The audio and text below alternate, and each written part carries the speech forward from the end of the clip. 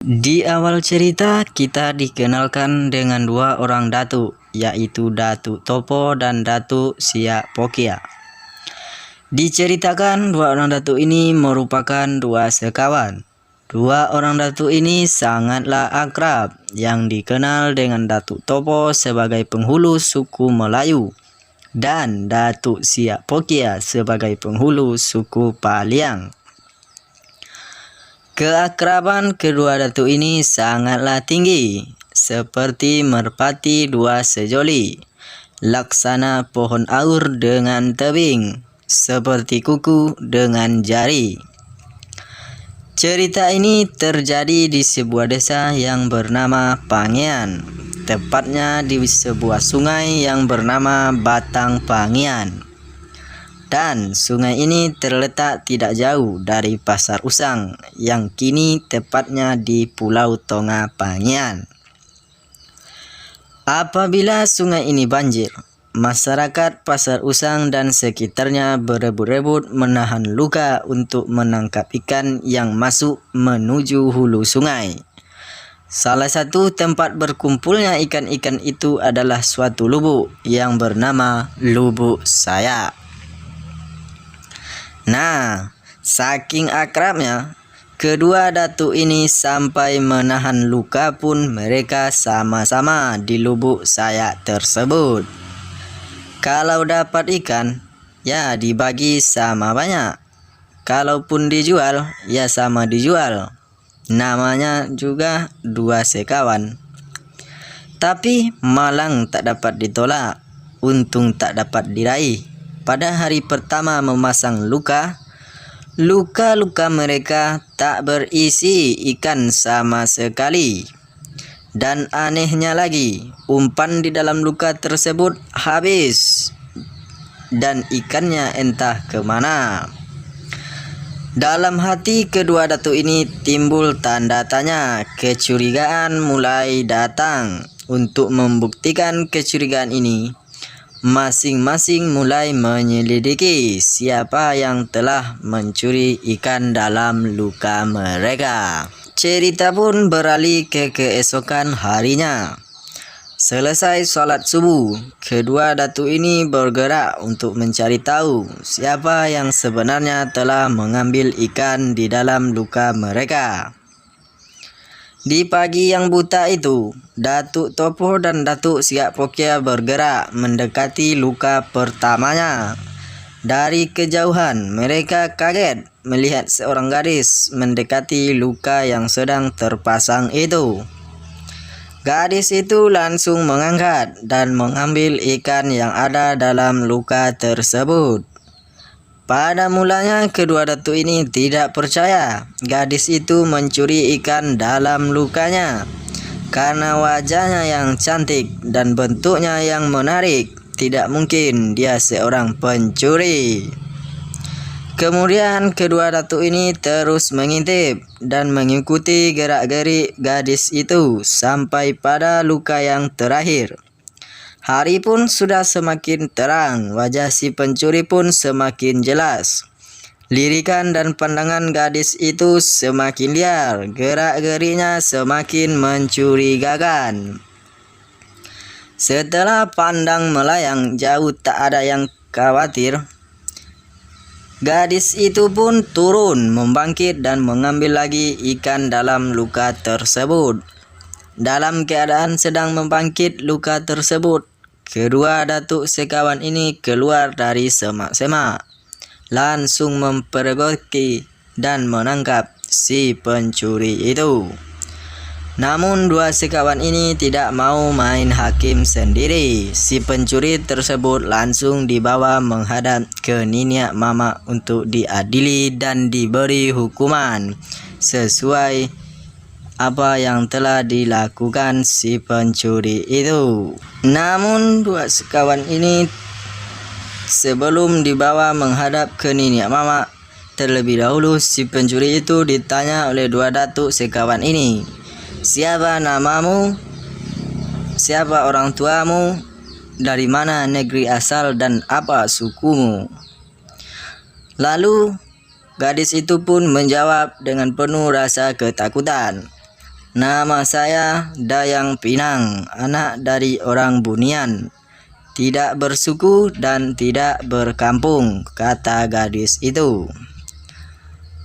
Gadis itu melanjutkan, saya diusir oleh ibu dan ayah karena melanggar larangan dan pantangan dalam masyarakat jin di alam kayangan. Kesetiaanku telah dicabut dan tak mungkin lagi kembali ke asalku karena hidupku yang terlunta-lunta. Kepada siapa saya akan mengadu? Kata sang gadis itu kepada dua datuk sekawan. Mendengar pengakuan gadis cantik itu, datuk dua sekawan timbul rasa belas kasihan dan berkata, kami tidak akan menghukummu, kami akan menjadikanmu anak kami, walau kamu berasal dari bangsa jin.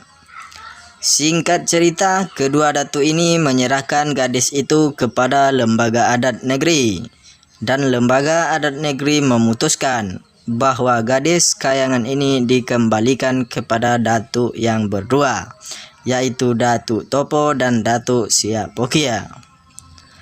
Dan pada keesokan harinya, kedua datuk sekawan ini mengadakan pertemuan kembali, mendudukkan permasalahan gadis yang dipungut sewaktu mencuri ikan tersebut. Dan disitulah awal mula pertengkaran antara Datuk Topo dan Datuk Siap Pokia. Datuk Topo berkata dan menginginkan gadis ini masuk ke dalam suku Melayu, karena suku Melayu merupakan suku terbesar di Kecamatan Pangian. Kalau dia masuk suku Melayu, berarti pemuda dari suku Camin dan Paliang dapat melamar dan menikahi gadis tersebut. Pendapat Datuk Topo ini tidak disambut baik oleh Datuk Siap Pokia, karena masing-masing dari mereka ingin menikahi gadis itu. Pertengkaran tak kunjung berpangkal dan berujung perkelahian mulut pun terjadi, dan akhirnya terjadilah bentrok fisik antara mereka.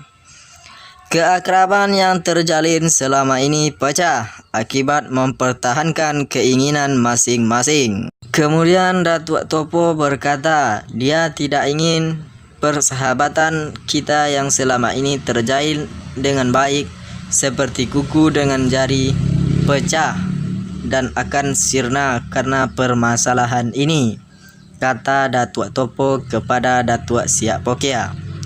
Terakhir, Datuk Topo menasihatkan untuk mengadakan pertandingan antar dubalang suku Melayu dan suku Paliang, dan yang menang berhak mengawini dan menikahi gadis tersebut. Pendapat itu diterima oleh Ketua Penghulu. Datuk Ketua Penghulu pun menetapkan pertandingan itu akan diadakan 3 bulan lagi. Tapi karena dubalang suku Paliang pada waktu itu tidak ada, mereka mendatangkan dubalang dari Kuntu Darussalam sebagai dubalang suku Paliang dalam pertandingan besok.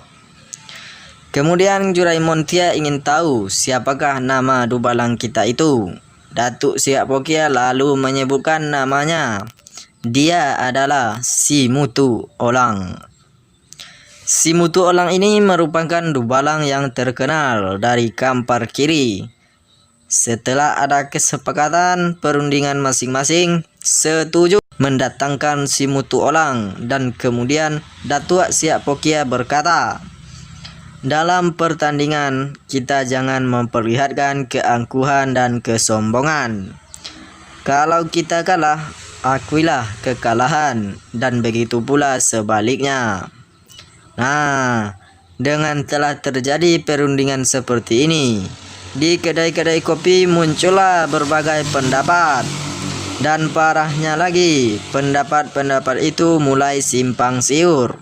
Dan di sebuah kedai kopi, seorang datuk penghulu berkata, dahulu Datuk Topo dan Datuk Siap Pokia selalu kompak. Mereka tak berselisih paham. Mereka sangatlah serasi. Bak pepatah, berat sama dipikul, ringan sama dijinjing. Manis sama ditelan, pahit sama dimuntahkan. Ke bukit sama mendaki, ke lurah sama menurun.